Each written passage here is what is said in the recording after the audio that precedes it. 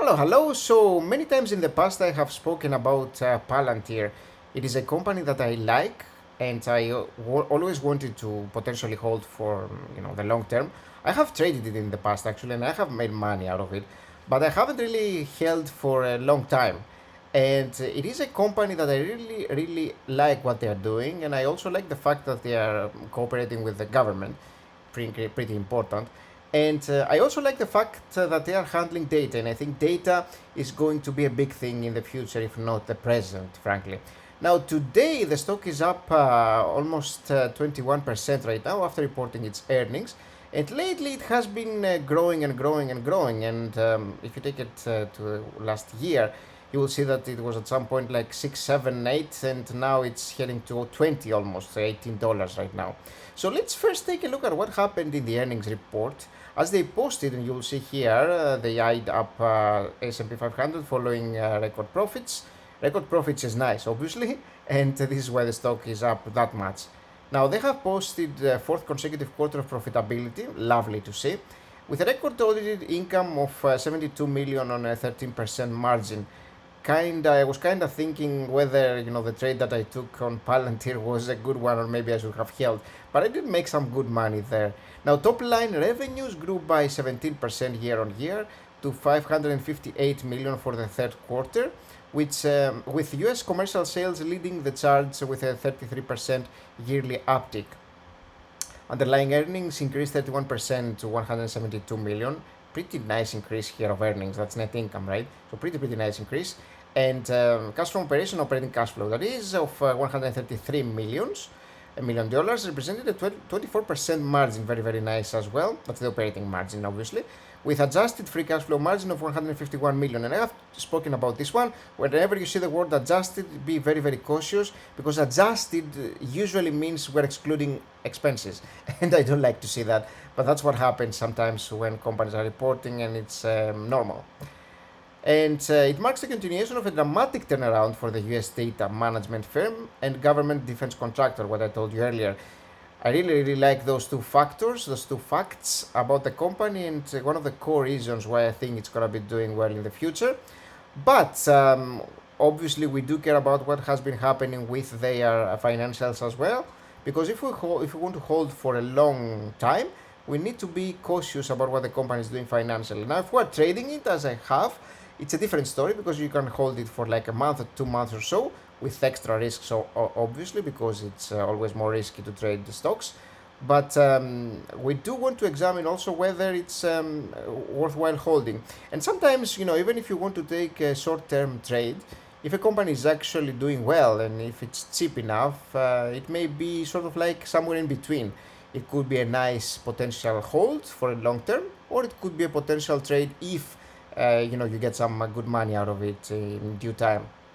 Okay, so following the solid results, Palantir now believes its full year revenue could reach $2.22 billion with adjusted income from operations guidance between 607 and 611. So meaning basically that the company is going to be doing pretty well in regards to guidance.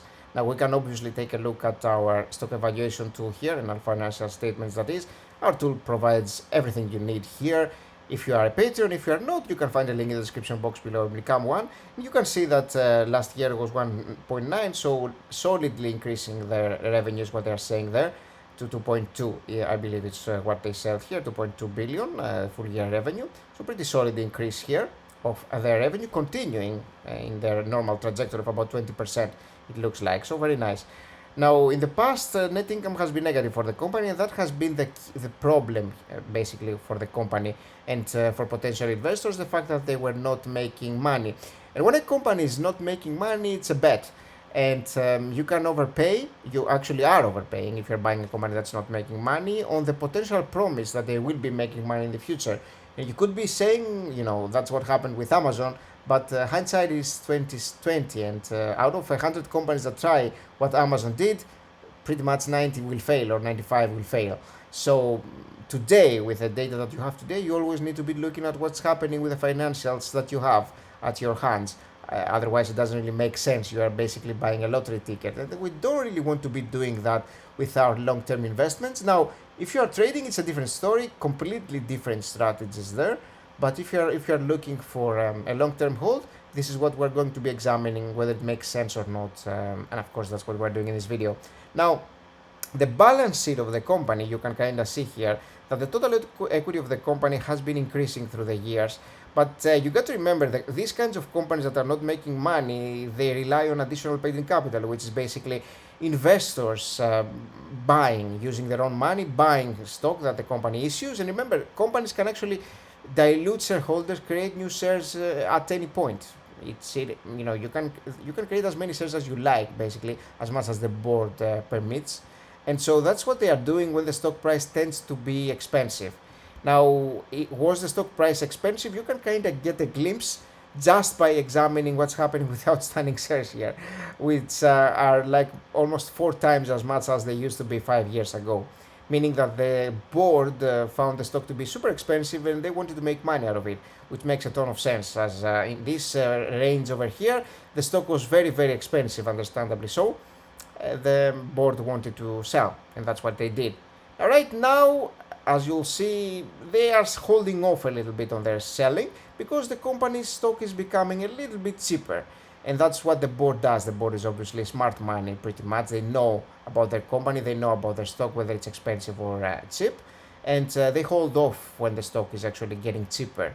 Now, you will notice that the PE ratio here is negative because the company has been losing money, and this is where we're talking about like adjusted income and adjusted net income, pretty much what the companies are doing to potentially show investors that they're making money, while sometimes they are not making money, and they're basically adjusting their net income excluding expenses. And I have made a dedicated video about this in my channel. It happens a lot with new companies and companies that are losing money. They do that a lot. And the price to free cash flow is actually has skyrocketed lately, meaning that the company doesn't make enough free cash flow to justify their stock price. But these kinds of price to free cash flow ratio, PE ratio, do tell us that potentially the stock is expensive, but we need to get a feel of how expensive it is using our discounted cash flow model, which we're going to be doing later. And the company doesn't have a lot of debt, which is nice, and it's understandable because basically they have been funding themselves through investors getting extra shares. And it's problematic if you are a shareholder, let's just say over here, if you bought over here, because when you bought over here, the float, the outstanding shares were actually way, way less. They may have been like 1 billion back then. And the company diluted you immensely. So basically, your shares are now worth like 50% of what they were worth like 2 years ago because they kept printing shares. It's the same thing with money. As a government prints more money, the more they print, the less your money is worth. The less the dollar is worth, the more money, the more dollars are actually entering the economy. And this is exactly what's happening with shares as well. And this is why you want to be buying shares when the stock is cheap. And even if you love a company, it's always worthwhile buying it when it's cheap and not expensive for multiple reasons. And one of these reasons is outstanding shares. And again, taking a look at the financial statements, we can see the cash flow statement here. And you will notice that the cash flow of the company has been going back and forth from negative to positive territory. What we expected and what we have seen in our charts. Sometimes positive, sometimes in the very high numbers, but pretty high compared to the market cap that the company has right now. And the last thing that we always do is take a look at our stock evaluator tool, which tells us the story of the price pretty much, right? So if it's expensive or not. And the revenue growth of the company is arguably impressive, more than 20% a year, for the most part on average. So we're going to go, let's just go 15%, 18 and 21 here for our revenue growth, potential revenue growth. And net income margins is a problem because mostly the company has been losing money, and we don't have like a necessarily solid net margin to use here. But it looks like in its good quarters, the company is achieving something like 20% operating cash flow. So probably the net cash flow is going to be lower than net income margins. So I think I will use something like 5, 7, and 9 here. It could potentially be significantly higher because remember, this is a software company pretty much, as artificial intelligence and data. But right now, because we haven't achieved the steady profitability, I'm going to be using low numbers, low net income margins. And the free cash flow margin that I'm going to be using is always a percentage of the net income margin in our tool. 80, 90, and 100%, and the annual return of 13%. And obviously, all our Patreons can have access to the tool and can try their own numbers here, multiple numbers. And I hit calculate, and you will notice that with these kinds of numbers, we would ideally want to buy the stock somewhere near $3, $2 or $3 potentially would make sense. And even then, it would be a little bit expensive. But right now, it's sitting at 18. Now, remember, at some point it was 8, and it was like 3 months ago. So it has really skyrocketed because of hype and because of what has been happening in the quarters. And this is something that you see a lot with stocks. Earnings do matter, but the thing is, when the company gets to a point where they start missing on expectations, then if they are expensive, the movements, the downwards movements are, even worse. And so you have to be super careful buying the stock when it's actually at a good price. So right now, I don't think that's the price, but I did want to make a video because it is a company that I follow, and it is a company, as I mentioned, that I've traded, and I have actually made money out of it lately. And it's interesting, but for a long-term hold, I just wouldn't buy this one. But thank you for watching this one. Stay tuned. More videos to come shortly, and I'll see you soon. Bye bye.